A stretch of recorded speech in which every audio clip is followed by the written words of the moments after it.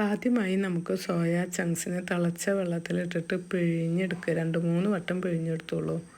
പിന്നെ ഒരു തക്കാളി മതി. പിന്നെ മെയിനായിട്ടുള്ള ഇൻഗ്രീഡിയൻസാണ് പച്ചമല്ലി, തേങ്ങ, വറ്റൽമുളക്. ഇത് നന്നായി ഫ്രൈ ചെയ്തെടുക്കാനുള്ളതാണ്. പിന്നെ എണ്ണയിൽ മൂപ്പിച്ചെടുക്കാനുള്ളതാണ്.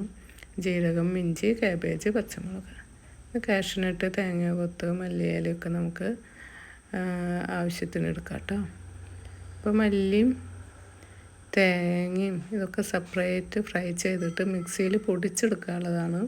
അത്യാവശ്യം നന്നായി മൂത്തോട്ടെ. ഇത് നമുക്ക് വെള്ളം ചേർക്കാണ്ട് തന്നെ അധികം നൈസാവാത്ത തരത്തിൽ പൊടിച്ചെടുക്കണം.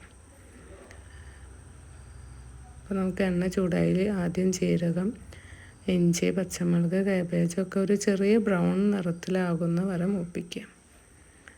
അപ്പോൾ എല്ലാ ഭക്ഷണത്തിനോടൊപ്പം കഴിക്കാൻ വെജിറ്റേറിയൻ ഇഷ്ടപ്പെടാത്തവർക്ക് പോലും ഇത് ഉണ്ടാക്കി കൊടുത്ത് നോക്കൂ, എല്ലാവർക്കും ഇഷ്ടമാവേ. അപ്പോൾ അതിൽ നമുക്ക് മഞ്ഞൾപ്പൊടി ആവശ്യത്തിനിടാം.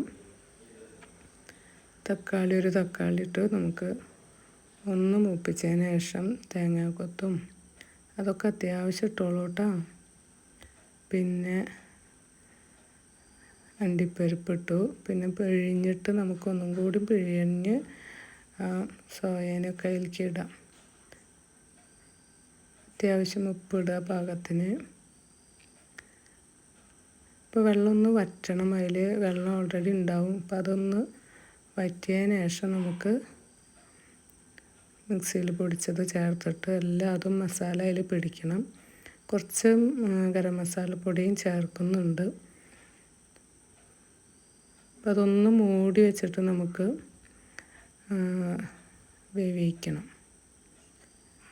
അപ്പോൾ കുക്കിങ്ങൊക്കെ കഴിഞ്ഞ് നമുക്ക് കുറച്ച് കുരുമുളക് പൊടിയും മസാലപ്പൊടിയും കൂടി ഇട്ടിട്ട് മിക്സാക്കി അത്യാവശ്യം വേപ്പിൻ്റെ ഇലയും മല്ലിയിലയും ഒക്കെ ഇടാം. ഇപ്പോൾ ഈ ഒരു നോക്കൂ, എല്ലാതും പിടിച്ച് ഈ ഒരു പാകത്തിന് എടുത്തോളൂ കേട്ടോ. എല്ലാവരും ട്രൈ ചെയ്ത് നോക്കൂ.